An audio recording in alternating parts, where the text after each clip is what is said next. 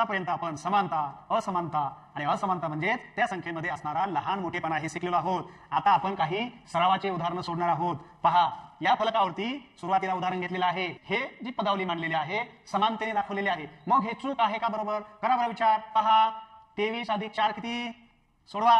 23 अधिक 4 27 आणि 4 अधिक 23 किती? 4 अधिक 23 म्हणजे सुद्धा 27 म्हणजे 27. याचं उत्तर 27. या पदावलीचं उत्तर 27 म्हणजे ह्या दोन्ही संख्या समान आहेत. पर्यायानं ह्या पदावली समान आहेत म्हणजे दिलेली हे पदावली बरोबर आहे. आता दुसरं उदाहरण पहा. 9 अधिक 4 याच्यापेक्षा 12 हे मोठे आहेत असं या गणितात दाखवलंय. मग चूक आहे का बरोबर? शोधा सर्वांनी. मग बघा आता हे आपण कसं सोडवायचं? 9 आणि 4 ची अगोदर बेरीज करा. 9 आणि 4 किती? 9 अधिक 4 अगदी बरोबर. सर्वांचं उत्तर बरोबर आहे. 9 आणि 4 13 आणि इकडे उत्तर किती आहे? हे 12. मग 12 मोठे का 13 मोठे? 13 मोठे. अगदी बरोबर. म्हणजे चिन्ह कुठलं पाहिजे? 13 कडे हे मोठे तोंड पाहिजे, हे चिन्ह पाहिजे. परंतु इथे चिन्ह कोणतं वापरलं? 12 मोठे दाखवलेले आहेत म्हणजेच ही दिलेली पदावली चूक आहे. इथे चिन्ह कोणतं पाहिजे होतं? अशा पद्धतीचं चिन्ह पाहिजे नव्हतं. तिसऱ्या नंबरचं उदाहरण आहे. बघा, वाचा हे काळजीपूर्वक. 4 गुणिले 7 बरोबर 30 वजा 2. बघा, 4 आणि 7 चा गुणाकार करा. करा बरं सर्वांनी. किती उत्तर येईल? अगदी बरोबर.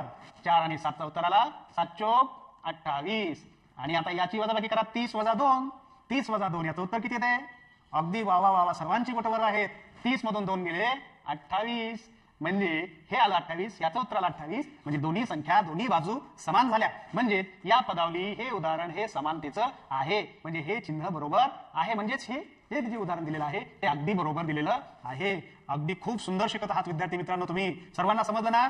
वा वा वा. सर्वांच्या चेहऱ्याकडे पाहूनच मला असं वाटतं की तुम्हा सर्वांना हे समानता आणि असमानता हे अगदी सुंदर समजत आहे.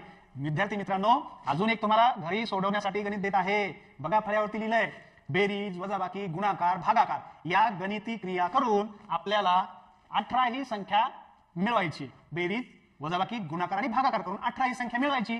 अशा संख्यांच्या 4 जोड्या आपल्याला लिहायच्या. किती जोड्या लिहायच्या? 4 जोड्या लिहायच्या. आता ह्या 4 जोड्या लिहिल्यानंतर आपल्याला त्या ठिकाणी त्या जोड्यांवरून वेगवेगळ्या समानता त्या ठिकाणी 4 प्रकारच्या, कमीत कमी 4 प्रकारच्या समानता आपल्याला लिहायच्या आहेत. अधिक सुद्धा समानता आपण त्या ठिकाणी लिहू शकतो. तर विद्यार्थी मित्रांनो, आजच्या या तासिकेमध्ये तुम्ही सर्वांनी अत्यंत सुंदर असा प्रतिसाद दिलेला आहे.